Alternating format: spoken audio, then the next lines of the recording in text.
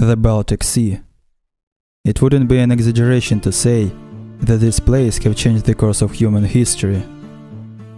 Here, on the board of Baltic Fleet ships, started the Russian Revolution, the event that gave birth to one of the bloodiest regimes ever known. Having seized power on the ships and succumbed to revolutionary ideas, the sailors became the very fighting backbone of the Bolsheviks who destroyed the Russian Empire. At that time, the Russian Imperial Navy consisted of 100,000 people, including about 80,000 sailors, and up to 700 combat and auxiliary ships. But this was the time when the centuries-old structure of the Russian fleet was destroyed. Many officers were tortured, shot, or imprisoned in the Cheka prisons. The famous leader of the Baltic sailors, Dybenko, whose detachment fled from the Germans on February 23rd, distinguished himself with other achievements, namely numerous executions of officers in the style of festivities. Drunk Dybenko and his drinking buddies once ordered all the captured officers to be taken out into the ice of Helsinki, after which they were stripped and laid on the ice. The officers then were showered with water, and Dybenko with his comrades rode over the bodies of the officers for several hours. Not a single person survived. And yet, the Baltic Fleet managed to distinguish itself not only by sending its sailors to the fields of the Civil War, but also took part in combat operations. One of them was the escape from Helsinki, the so-called Ice March. Escaping from the Finns led by Mannerheim and the Germans, the Russians managed to save many ships. But Captain Shasny, who carried the operation and saved the fleet, was soon arrested and shot. On 18th August 1919, torpedo boats of the British fleet carried out a raid on Kronstadt and managed to sink and damage several ships. After that, the Baltic Fleet did not dare to leave its base for a long time. There were other skirmishes with the interventionist ships, but they ended with the parties dispersing without much success on either side. With the end of the Civil War, there began decay of the fleet. Most of the ships required repairs, and others were simply cut up for scrap metal. Loyal officers were sent en masse to camps for re-education, and those who were inconvenient were shot. But by the end of the 20s, the Baltic Fleet felt an urgent need for officer personnel. The surviving officers were returned to service, only to be subjected to repressions again in 1937. The 1930s saw some restoration and development of the fleet. Various shipbuilding programs were developed, as well as theories of the fleet operation. The theory of the small fleet was adopted in the USSR as the official naval doctrine. On its basis, shipbuilding programs were developed in 1926, 29, and 33, which primarily provided for the construction of submarines and torpedo boats, and secondly, cruisers, destroyers, and destroyer leaders. They did not provide for the construction of battleships and heavy cruisers. In 1936, the program for the construction of the Soviet large sea and ocean fleet was adopted, replacing the small fleet doctrine. Its implementation began in 1938. The next program was the large fleet. Initially, it consisted of 533 combat ships with a total standard displacement of about 1,307,000 tons. In total, it was planned to build 4 fleets, altogether consisting of 8 large battleships, 16 small battleships, 20 light cruisers, 17 destroyer leaders, 128 destroyers, 90 large, 164 medium, and 80 small submarines. The Pacific and the Baltic fleets were to receive the largest reinforcements, 232 and 137 ships of the main classes, respectively. But soon, the plans had to be altered, taking into account the backwardness of the industry and the simple lack of ability to build ships. In 1937-38, it was planned to begin construction of 8 battleships, 8 light cruisers, 8 destroyer leaders, 114 destroyers, and 123 submarines. The delivery of the first 8 battleships to the fleet was planned for 1941. After some time, again different plan for the development of the fleet was adopted. On August 6, 1939, Commissar of the Navy Kuznetsov presented a revised 10-year plan for the construction of Navy ships, which included the construction of 15 battleships, 16 heavy and 32 light cruisers. The plan was to be implemented in 2 5-year stages. Within the basis of the 5-year shipbuilding plan, 8 battleships, 5 heavy cruisers and 16 light cruisers were to be laid down. The final version of the 10-year plan envisaged building of 15 battleships of Soviet Union type, 15 heavy cruisers of Kronstadt type, 28 light cruisers, 36 destroyer leaders, 144 destroyers, 336 submarines, 96 patrol ships, 115 submarine hunters, 204 minesweepers, 28 mine layers and 14 net layers, 6 monitors and gunboats, 348 torpedo boats. At the start of the war in 1941, the backbone of the Soviet Baltic fleet were the Sevastopol-class battleships named Marat and Oktyabrskaya Revolutsiya. These battleships were laid down in 1909 and later were significantly modernized. The rate of fire of the main artillery was increased to 3 rounds per minute with the lightweight shells. The firing range was increased from 24 to 31 kilometers. However, the modernization did not touch one important factor. The loading remained manual, which in conditions of intense combat was an important factor. Updated fire control systems and new anti-aircraft artillery installed on the main battery turrets gave the battleships a very unusual appearance.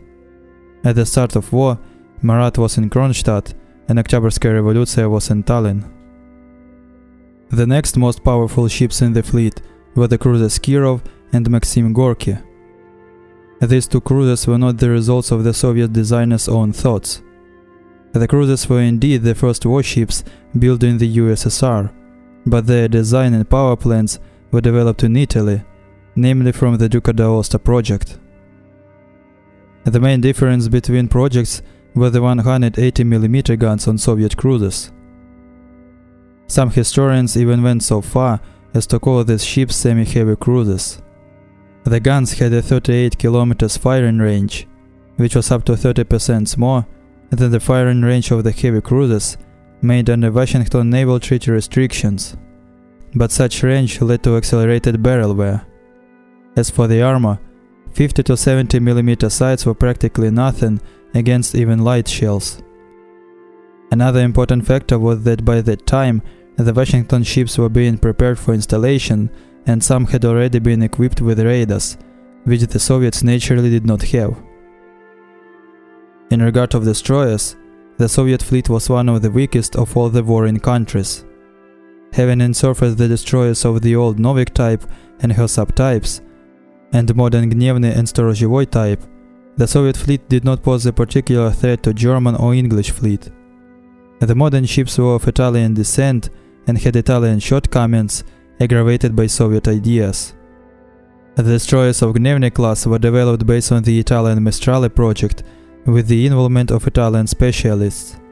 However, already at the final stages of development, Soviets made changes to the project that wasn't the already relatively average project.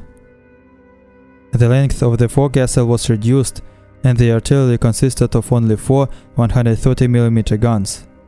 The destroyers were fast but narrow and rocked heavily in large waves, and at high speed the bow was flooded with surf. Against the background of their rivals, Gnievny frankly looked weak. Interesting story appears during development of the Storozhevoy type. In 1936, there was an accident with the British destroyer Hunter. A drifting mine damaged her boiler rooms, grouped in a linear pattern. The same layout was prevalent in the world's fleets at that time, and it was also present on the Storozhevoy. During the government inspection and investigation, Storozhevoy was found to be sabotaged. All those involved in her development and approval were punished. The main developers Rimsky-Korsakov and Trachtenberg were arrested and shot.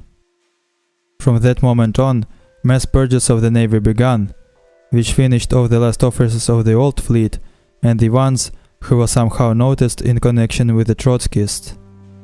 As for the new destroyers, they turned out to be almost the same as their predecessors, but differed externally by the presence of a second pipe.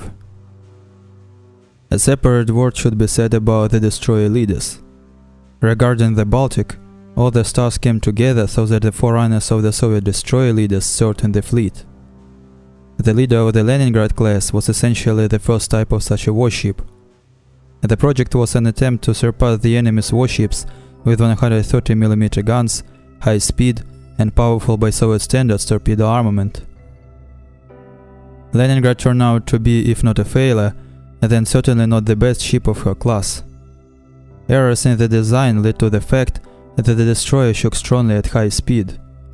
A short bow, partially copied from Italian ships, was appropriate for the Mediterranean Sea, but not for the Baltic. The bow was flooding at high speed. The 5B-13 guns were nothing new, and certainly not better than their counterparts from Britain, Germany, USA, or Japan. And to be honest, the difference of 3mm was insignificant. The Minsk was designed to solve all the shortcomings of Leningrad. However, it looked good only on paper, but in essence, she was the same Leningrad with all her shortcomings. At the beginning of the war, the Baltic fleet had 65 submarines of several types. One of them was the D-series boat. There was only one boat in the Baltic, and she was undergoing repairs. The D-series boats were created in the USSR, but based on foreign designs. They would only engage in war in 1942. The fate of their designer was very difficult. During factory tests, a significant design flaw was discovered in the submarines. When diving and surfacing, the boat would list heavily. On July 27, 1930, her designer Malinin was arrested, accused of sabotage, and sentenced to death, which was later replaced by 10 years in a labor camp. Starting from January 5, 1932, he was serving his sentence in the Special Technical Bureau of the Economic Administration at the Baltic shipyard. Together with other imprisoned scientists, he worked on the Pravda submarine project. In November 1930, the first Soviet submarine entered service and joined the Baltic fleet. In terms of technical characteristics, she was not inferior to the boats of foreign fleets. In 1932, a decree considered the term conditional, and Malinin was released from custody. Unjustifiably repressed Malinin and his comrades were rehabilitated. Then, under his leadership, submarines of the Leninets and Shuka types were designed. Their distinctive feature was the simplicity of construction and operation. The submarines of the Leninets type were designed on the basis of old projects of underwater mine layers. The boats were similar to the D-type, but with the introduction of some changes. The Shuka was medium submarine, designed on the basis of the captured British L-55 boat, with the addition of developments from the D-type boats to the design. In terms of combat capabilities, Shukas turned out to be no worse than German submarines. But one still had to know how to use the boats, and this aspect raises some questions. The Baltic fleet also included submarines of a very unusual and even difficult to understand purpose. The Pravda-class submarines were conceived for combat as part of a squadron of surface ships and for anti-landing operations. Already during the development of the drawings, the project was subjected to serious criticism from many specialists. The main emphasis of the project was on improving seaworthiness in the surface position and achieving maximum surface speed, which was detrimental to the main advantage of the submarine, her stealth. The small working diving depth, up to 40 meters, slow diving speed, high freeboard, weak torpedo armament, small torpedo supply, lack of ability to fire torpedo salvos, unjustified overrating of the board due to the use of artillery and other shortcomings led to the fact that in March 1931, the commander of the Baltic Sea Submarine Brigade Starozhenko submitted a report to the Chief of the Navy with the verdict: such a board cannot be accepted into service. However, the project was subsequently revised and sent into construction. Some serious shortcomings of the project were never eliminated, so these submarines did not make a single torpedo attack on enemy ships during their combat service. At the same time, they were tried to be used for transport needs and were used as floating batteries in the defense of Hanko and blockaded Leningrad. The main purpose of these ships was to train personnel for the submarine fleet, in connection with which they were often visited by Soviet politicians. The Kreysersky submarines were an improved version of the Pravda type. These boats entered service in the Baltic starting in late 1941 and in 1943. So at the start of the war, they were not in the fleet. The boats themselves, although well armed and having a good strong hull, had some weak points, but the main problem was that they were not used for their intended purpose. The fate of their designer Asafov is interesting. He participated in the construction of the Sevastopol-type battleships and built submarines for the Russian fleet from 1912. In 1928, he was arrested, but was placed in a special NKVD prison, Sharashka, where arrested scientists created weapons for the Soviet Union. He was released under an amnesty in 1932 thanks to his development of the Kreysersky-type boats. He began working on the Malutka-type boats, but died after a trip to Germany, where he received developments for the design of the Malutka based on German developments. As for the Malutkas, the boats of this series were intended for operations in coastal areas. According to an unofficial version, they were created in Germany and slightly modified in the USSR to meet their own standards. The submarines were generally of acceptable quality. They could perform their tasks, however, as in the case of other boats, they had to be used properly. The submarine Pantera was a Bars-type boat of the Russian Imperial Navy. The boat turned out to be quite unique, as she distinguished herself by a rather large victory by Soviet standards. During the Civil War, she sank the British destroyer Victoria. The fate of the boat's commander Bakhtin turned out to be quite typical. He was arrested in 1926 and sent to a camp. He was released in 1929, after which he lived only 2 years and died from tuberculosis contracted in the camp. But the boat continued to live and undergo modernization. In 1933-1935, a modernization was carried out that significantly improved the tactical characteristics, but was recognized as too complex and expensive. In January 1940, she was decommissioned, refitted, and transferred to the submarine training squad. According to some authors, the boat even made one combat mission in July 1941.